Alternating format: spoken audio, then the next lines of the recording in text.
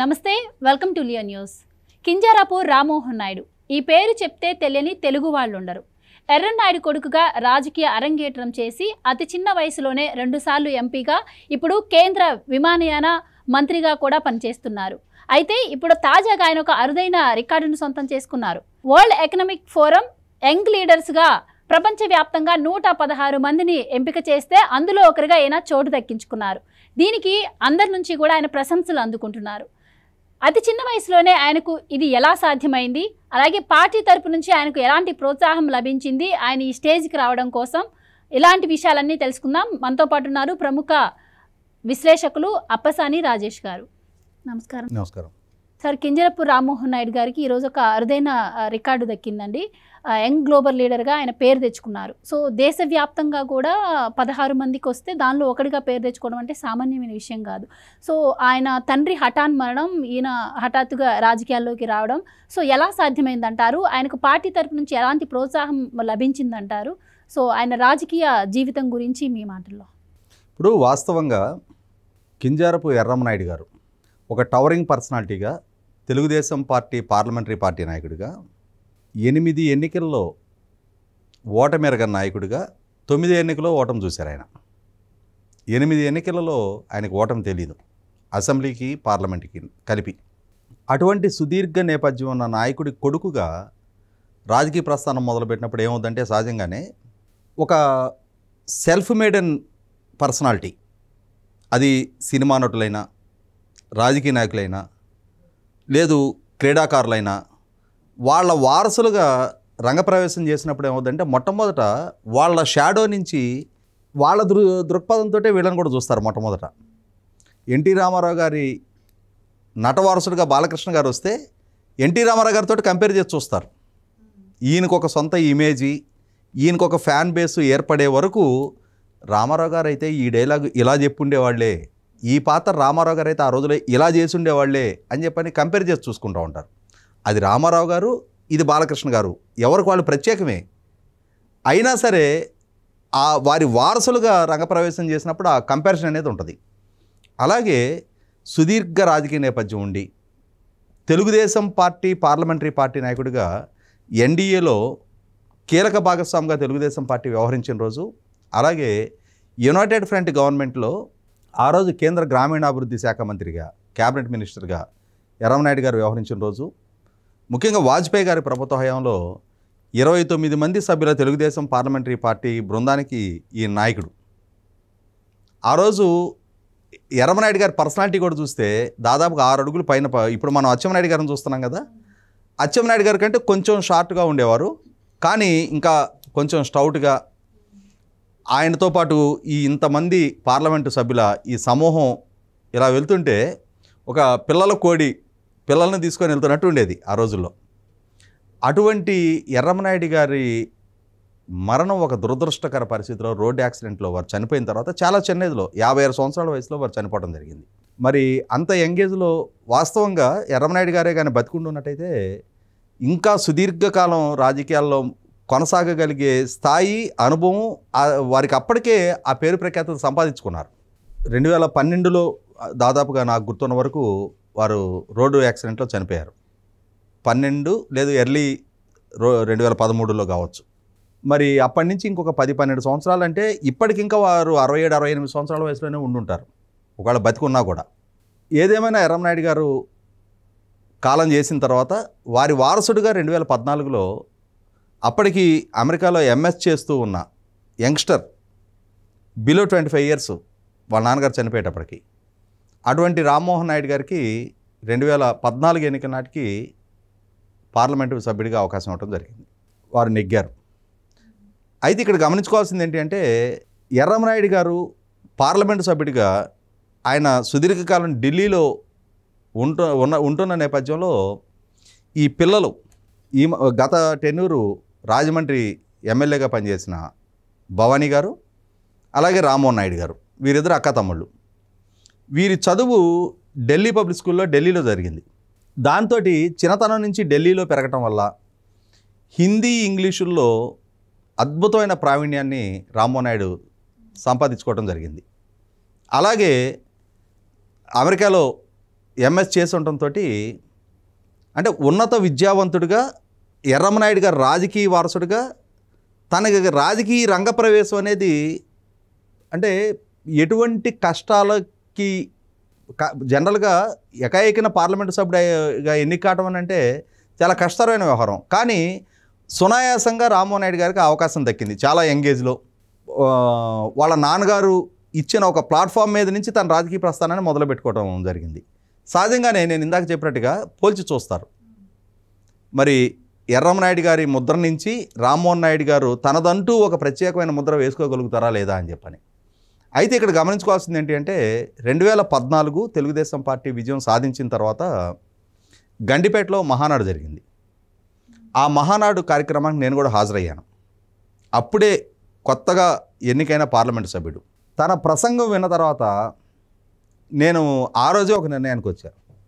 అంటే ఎంత గంటాపదంగా తను ఆ ప్రసంగించిన తీరు, సభికుల నుంచి ఆ హర్షధ్వానాలు వ్యక్తమవుతున్న తీరు, సమయస్ఫూర్తితోటి, విషయ పరిజ్ఞానంతో, వాగ్దాటితోటి తను ఆ ప్రసంగాన్ని ప్రారంభించి ముగించిన తీరు వేల మంది సభికుల హర్షధ్వానాలు, కరతాళ ధ్వనులతోటి ఆ ప్రసంగం ముగిసింది.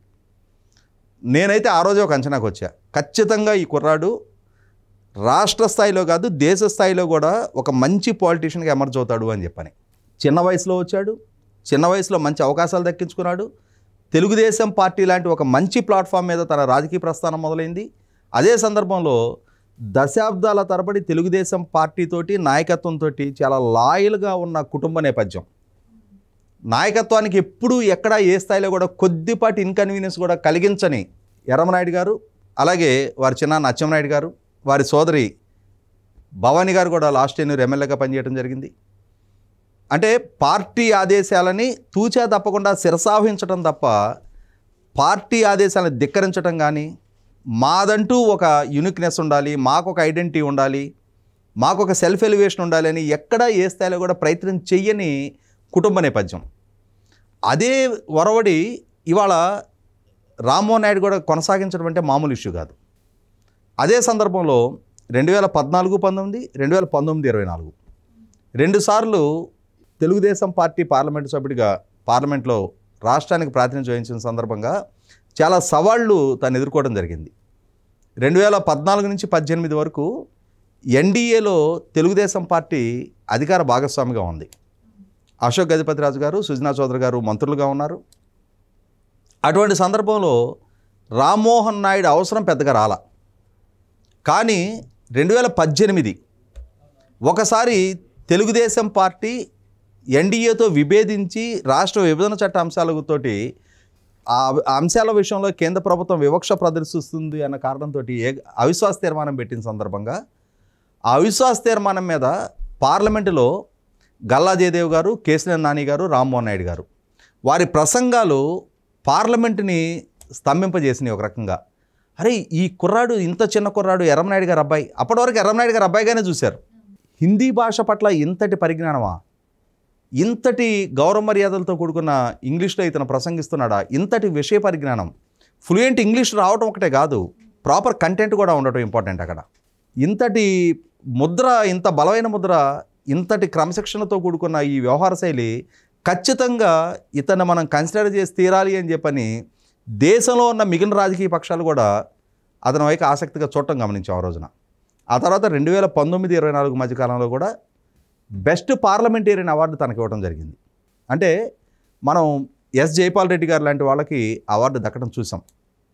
ఉత్తమ పార్లమెంటేరియన్ అవార్డు మామూలు ఇష్యూ కాదు. అది తన వయసుకి రెండోసారి పార్లమెంటుకు ప్రాతినిధ్యం వహిస్తున్నా అంటే ఇక్కడ తను లేవనెత్తుతున్న అంశాలు, పార్లమెంటరీ ప్రొసీడింగ్స్ని తను గౌరవిస్తున్న తీరు, అదే సందర్భంలో తను ఇష్యూకి కన్ఫైన్ అయ్యి వ్యక్తిగత విమర్శలు, వ్యక్తిత్వ హననాలు ఇటువంటి వాటికి సంబంధం లేకుండా హుందా అయిన ప్రవర్తన.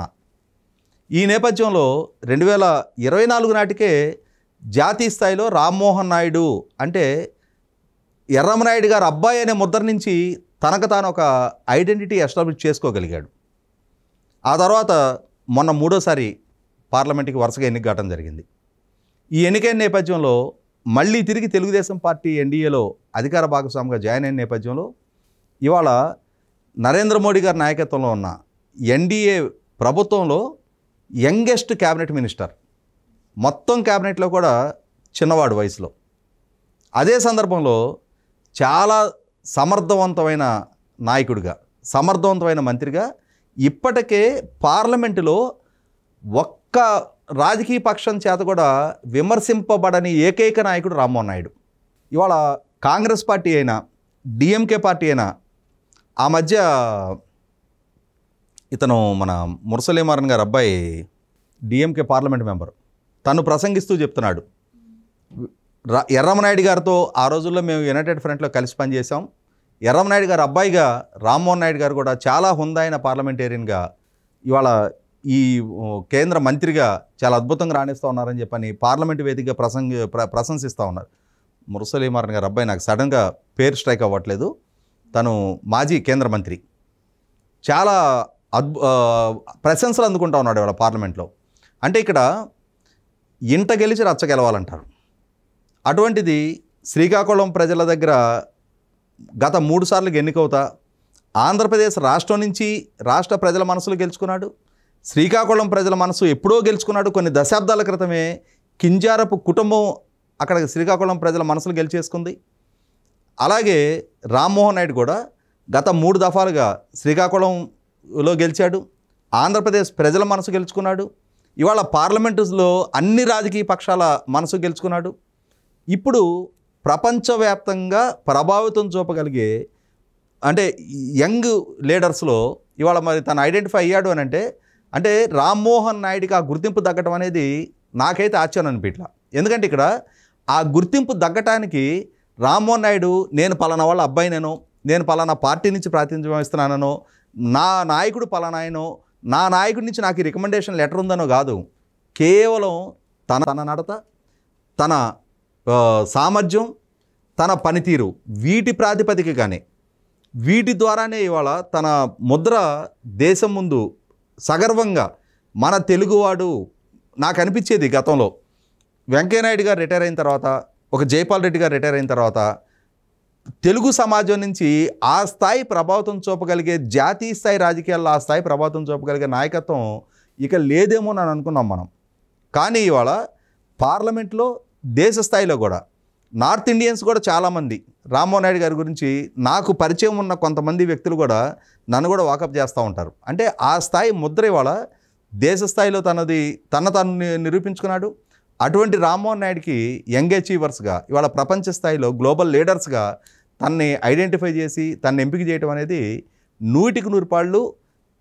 తను మన ఉన్న కాలంలో అంటే వాళ్ళ నాన్నగారిని చూసాం, వాళ్ళ చిన్నాన్నని చూసాం, వాళ్ళ అక్కని చూసాం, వీళ్ళందరినీ మించి చిన్నవాడైన గట్టివాడిగా, సమర్థుడిగా దేశానికి సేవలు అందిస్తూ ఉన్న రామ్మోహన్ నాయుడికి భవిష్యత్తులో ఇంతకన్నా మరింత మెరుగైన అవకాశాలు దక్కాలని చెప్పని, ఇంకా సుదీర్ఘకాలం మరిన్నిసార్లు శ్రీకాకుళం ప్రజల ఆదరామానాలు పొందుతా ఆంధ్రప్రదేశ్ రాష్ట్ర పురోభివృద్ధికి కూడా ఇవాళ భోగాపురం ఎయిర్పోర్ట్కి కానీ, గన్నవరం ఎయిర్పోర్ట్కి కానీ తను అందిస్తున్న సేవలు చూస్తున్నాం.